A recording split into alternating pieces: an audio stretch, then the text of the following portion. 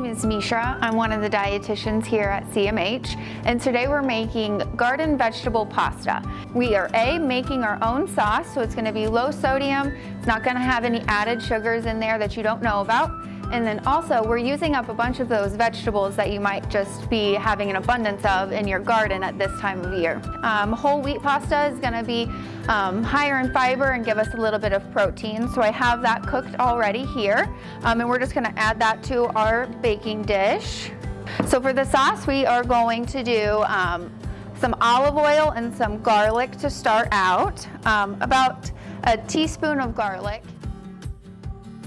We'll let that warm up and then we'll add our tomatoes. So once that garlic becomes really fragrant, go ahead and add your tomatoes. So your tomatoes, we're gonna do about 2 pounds of cherry tomatoes. So we're gonna add those, give them a nice stir, and then you're gonna cover them and let them simmer for about 15 minutes, but you do wanna peek in there frequently and give it a nice stir.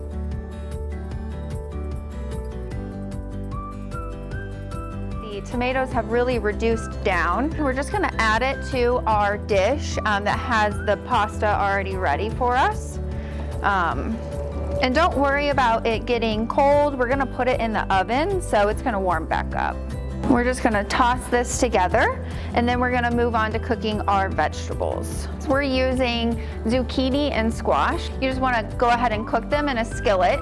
So we're going to put in a little bit more olive oil, and then add those squash and zucchini into the skillet with a little bit of salt and pepper. And then you're just going to cook these until they become a little bit more translucent, nice and soft. So it'll be about 10 minutes. You can tell that they're nice and translucent in there. So we're just going to put those in the baking dish as well. Give that a nice stir. And then we're going to add some crushed red pepper. This is just gonna add a little bit of heat to it, so it is optional if you don't want it to be spicy. And then also some fresh basil, just to make sure that it's thin enough that you don't get a big mouthful of basil. And then lastly, you're gonna top it with some mozzarella cheese. And then we're gonna pop this in the oven at 400 degrees for about 10 minutes, or just until that cheese is nice and melted. I hope you enjoy.